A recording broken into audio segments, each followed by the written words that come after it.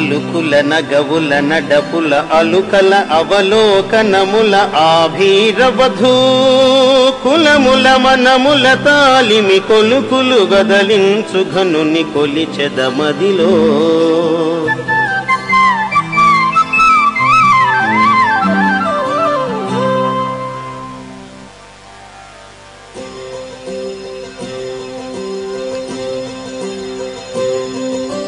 శ్రీకంఠ చాపఖండన పాకారి ప్రముఖ నిఖిల భండన విలసత్కాకుత్సవంశమండన రాకేందు యశో విశాల రామనృపాల.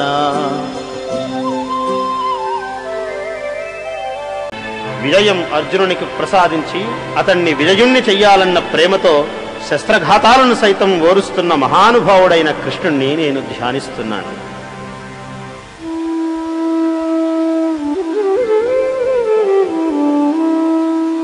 నరుమాటల్ విని నవ్వుతో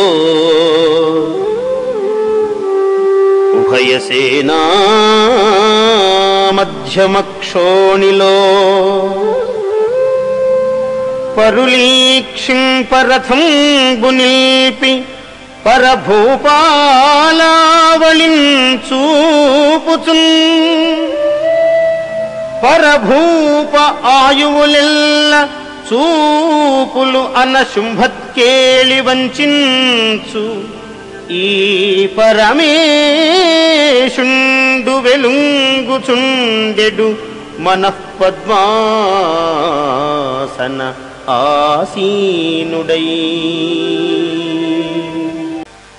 తనను సంహరించి కైవల్యాన్ని ప్రసాదించే శ్రీకృష్ణమూర్తి యొక్క దివ్య సౌందర్యాతిరేకాన్ని అభివర్ణిస్తున్నాడు భాగవత శ్రేష్ఠుడైన భీష్మాచార్యుడు.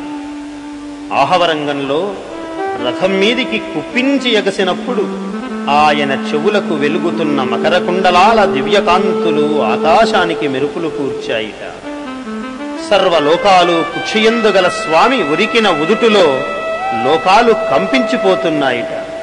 సుదర్శన చక్రాన్ని ధరించి కదలివచ్చు ఆ వేగంలో భుజం మీద నుంచి పీతాంబరం జారిపోతున్నదిట. బావా, నిన్ను నమ్మితి, నా నమ్మిక ఒమ్ముసేయకుము అని అర్జునుడు వేడగా, అర్జునా నన్ను విడు, నేడు భీష్ముని సంహరింతు, నిన్ను రక్షింతు అంటూ ఏనుగుపై కురికే సింహంలాగా మహానుగ్రహంతో తన పైకి తరలివచ్చే శ్రీకృష్ణ పరబ్రహ్మమూర్తి, ఆ దేవదేవుడే నాకు దిక్కు అంటూ భీష్ముడు ఇంకా ఆ స్వామి లీలా సౌందర్య విగ్రహాన్ని ఇలా కీర్తిస్తున్నాడు.